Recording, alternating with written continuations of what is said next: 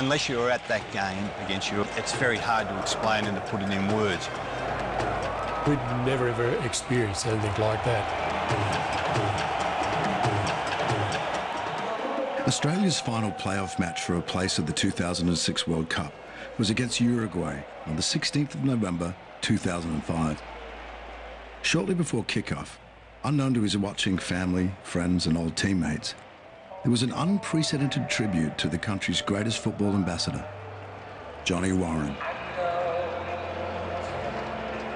I thought the tribute was so powerful that it actually overwhelmed us as we arrived into the stadium. It was like hitting a brick wall. It was really eerie because after the tribute, the crowd just started chanting his name, and I turned around to Sean and I said, "You would not believe what they are chanting."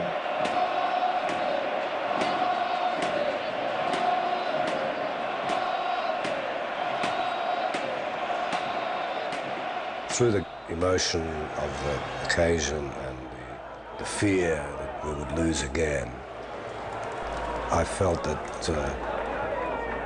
Johnny was still there. When the crowd started to sing our national anthem, the hair on the back of your head stood up, and our players must have grown an extra foot that day.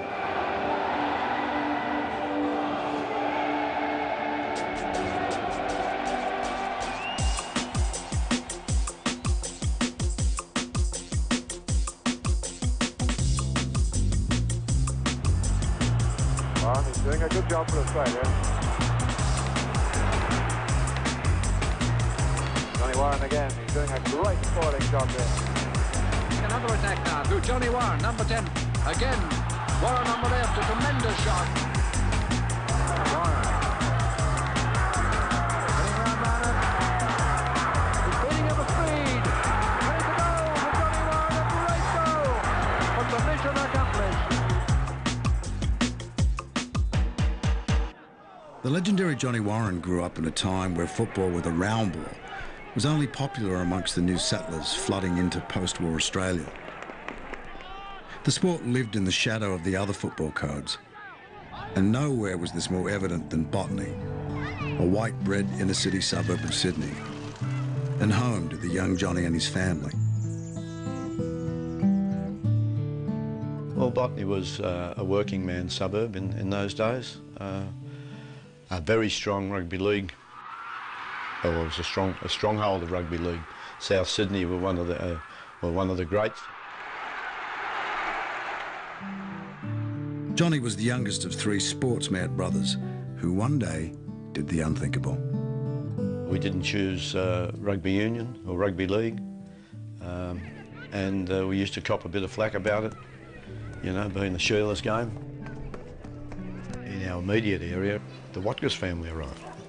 The fact that there was a 10-year-old lad had lobbed into Edward Street Botany and he played the same game as we did, that was fantastic, and John and he struck up a friendship almost immediately. Charles Buchan was the monthly magazine to read in those days, and we used to have it sent over from England, and John was always fascinated, you know, as soon as the new one came along, you know, he was down there and wanted to read through it. I'm sure that had probably a big influence on him, as it did me. If you played this game, you were second class. And I started to feel the discrimination against our game. And at school, my nickname was Wog Warren with my best mate, so you can imagine what my enemies called me. One day he got frustrated and he lashed back. He says, "I'd rather be a wog than an ex-convict," but just something to hit back at, you know. He was a very proud Australian, very proud, but he resented any animosity directed to the migrants, because he could see that Australia was not the only race on the planet, and it's because of soccer, and soccer opened his vision, and he was able to appreciate that.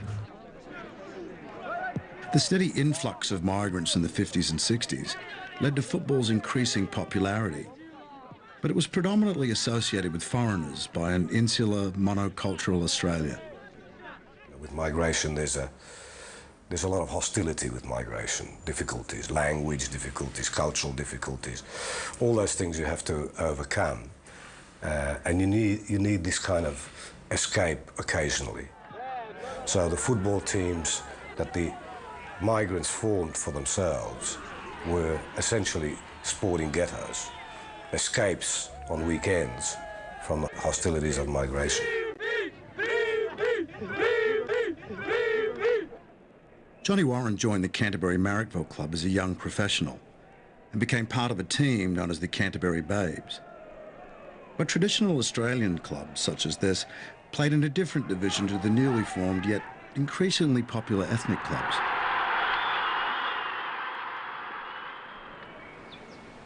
I used to come to this stadium here and see 800 to 1,000 people for a Canterbury versus Auburn game. And you walked 500 metres down the road in an open park. You had two ethnic teams playing in front of 6,000 to 7,000 people. And these clubs were thriving and they had a real passion they brought from Europe, this passion for football, which we didn't have in Australia. And that's the era that I came through. I played my first division game when I was 15 in 1959. And I was born into this environment, a very exciting times of big crowds of people with this very passionate support where football meant everything to them. It's Baumgartner and it's a goal. Number 3 for Canterbury. The sheer passion and greater support of the new ethnic clubs meant they could afford to recruit the best Australian players. Warren going down the middle.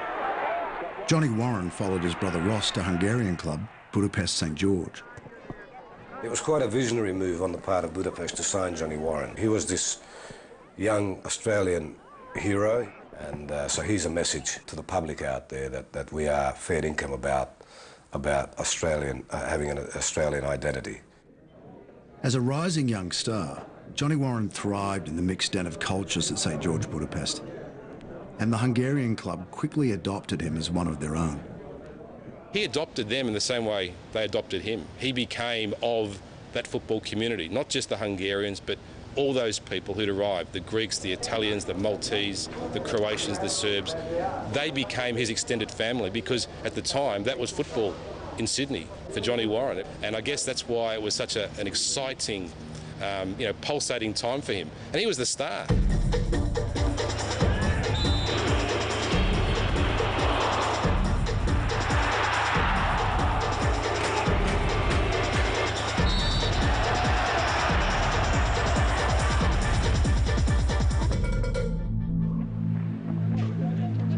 Johnny Warren was made captain at St George, as well as head of the club's marketing and promotions.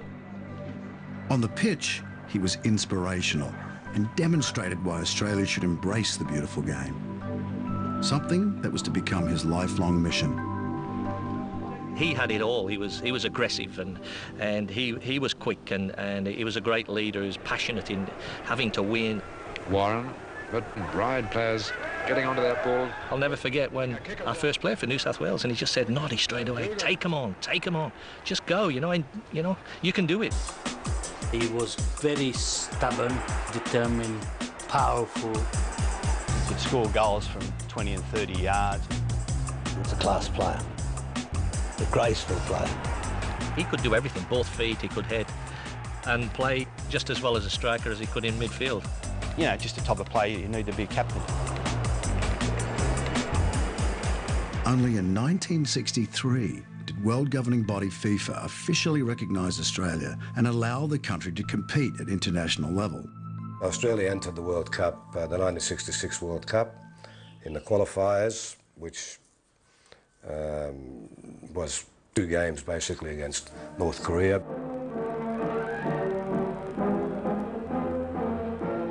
Australia naively thought it would be a walkover. They spent 1.5 weeks in tropical Cairns. They got to Cambodia and never knew what hit them.